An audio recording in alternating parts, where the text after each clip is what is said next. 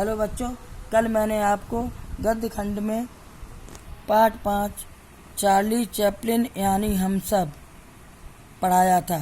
उसी का शेष पाठ मैं आपको पढ़ाने जा रही हूँ। चैपलिन ने दर्शकों की वर्ग और वर्ण व्यवस्था को तोड़कर लोकतांत्रिक भावना को ताकत प्रदान की। उनके ऐसे करुण हास्य मिश्रित रूप के पीछे एक लंबी दास्तां है। उनकी माता समाज के प्रत्यक्ष तथा दूसरे दर्जे की अभिनेत्री थी, मतलब उनकी माता समाज से त्यागी हुई थी तथा दूसरे नंबर की अभिनेत्री थी। उन्हें बाद में अपनी माता के पागलपन से जूझना पड़ा तथा यही नहीं, पूंजीवादी और सामंतशाही के नशे में चूर समाज की दुत्कार भी उन्हें बर्दाश्त करनी पड़ी। उनकी नानी खानाबदोश जात से संबंधित थी। वह उनके पिता यहूदी थे और उनकी माँ खानाबदोश जात की थी। इन्हीं कारणों से चार्ली सदा के लिए बाहरी व घुमंतू बन गए।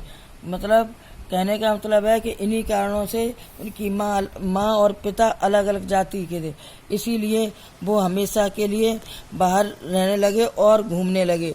करोड़पति बनने के बाद भी उन्होंने अपनी छवि को नहीं तोड़ा।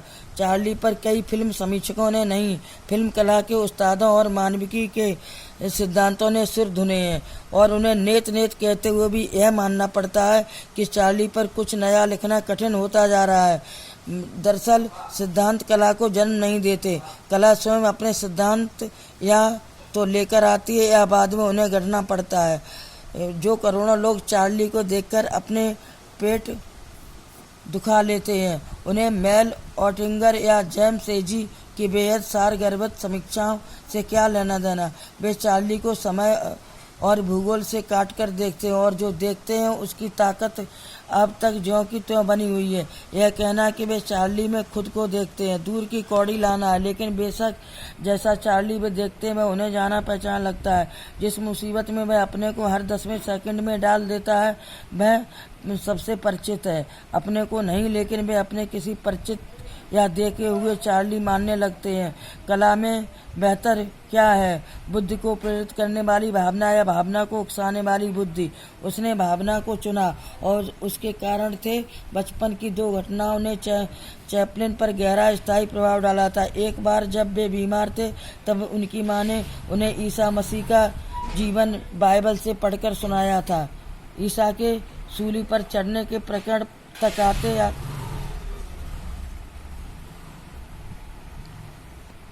माँ और चार्ली दोनों रोने लगी। अपनी आत्मकथा में चैपलिन ने लिखा है, ओकले स्ट्रीट के तहखाने के उस अंधियारे कमरे में माँ ने मेरे सामने संसार की वह सबसे दयालु ज्योति रख दी जिसने साहित्य और नाट्य को उनके महानतम और उच्च शिखर तक पहुँचाने वाले विषय दिए हैं, स्नेह, प्रेम और मानवता। दूसरी घटना भी मार्मिक नहीं है। बालक चार्ली उन दिनों एक ऐसे घर में रहता था जहाँ से कसाई खाना कहते हैं, जहाँ पर जानवरों को काटा जाता है, दूर नहीं था। वह रोज सैकड़ों जानवरों को वहाँ ले जाया जाता देखता था। एक बार एक भेड़ किसी तरह जान छुड़ाकर भाग निकली। उसे पकड़ने वाले उसका पीछा करते हुए कई बार फिसले, गिरे और पूरी सड़क पर ठहाके लगने लगे, मतलब सब लोग हंसने लगे। आखिरकार उस गरीब जानवर को पकड़ लिया गया और उसे फिर कसाई के पास ले जाने लगे। तब चार्ली को एहसास हुआ कि उस भेड़ के साथ क्या होगा। वह रोता हुआ माँ के पास दौड़ा, उसे मार डालेंगे। इस प्रकार चैपलिन ने अपनी आत्मकथा में लिखा है, बसंत की वह बेलौस दोपहर, मतलब बहुत तेज गर्मी और मजाकिया दौड़ कई दिनों तक मेरे साथ रहा और मैं कई बार सोचता हूँ कि इस घटना ही ने तो मेरी भावी फिल्मों की भूमि तय नहीं कर दी थी। त्रासदी और हास्योत्पादक तत्वों के सामंजस्य की व्याख्या। चार्ली चैपलिन ऐसी हस्ती थे कि उन पर बहुत अधिक लिखा जा चुका है और आगे कुछ लिखना मुश्किल मालूम पड़ रहा है। उनका मानना था कला अपने सिद्धांत स्वयं लेकर आती है। यही वजह है कि उनका करुणाजनक हास्य आज भी लोगों के मन में स्थान रखता है। उनका हास्य इतना सजीव होता था कि हमें उनका चरित्र जाना पहचाना सा महसूस होता था। वे भावना को बुद्धि से ज्यादा महत्व देते थे। 2 घटनाओं ने उनके जीवन को बहुत प्रभावित किया। पहली घटना जब उनकी माता ने ईसा मसीह का जीवन पढ़कर सुनाया, जिसका वर्णन उन्होंने अपनी आत्मकथा में किया था। दूसरी घटना उनके अपने घर के पास हुई। एक भेड़ जो अपनी जान बचाकर भागी थी को लोगों ने पुनः पकड़कर कसाई को सौंप दिया।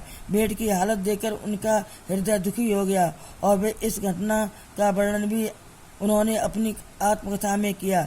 चैपलिन स्वयं के अंदर करुणा तथा हास्य के मिल को इस घटना की देन मानते हैं। बच्चों, शेष चैप्टर कल पढ़ाएंगे।